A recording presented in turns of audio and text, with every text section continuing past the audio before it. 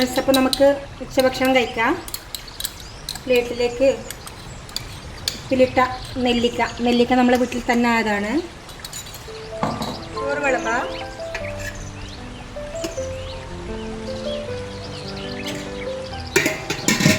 രാവിലത്തെ ദോശയ്ക്ക് ഉണ്ടാക്കിയ ഉരുളക്കിഴങ്ങ് മസാലക്കറിയാണ് ഇത്. വാളമീൻ വറുത്തതാണ്. ഞങ്ങളുടെ വാള എന്ന് പറയും, മുള്ളുള്ള സംഭവമാണ്, മുള്ളുവാള.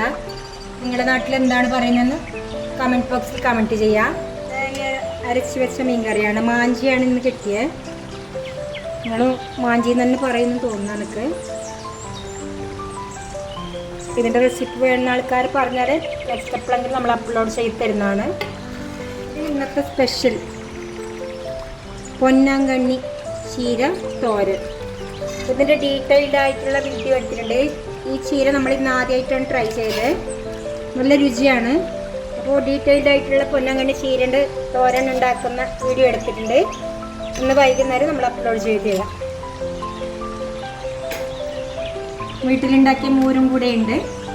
അപ്പോൾ ഇന്നത്തെ ഭക്ഷണം നമുക്ക് ഒന്നിച്ചിരുന്ന് കഴിക്കാം.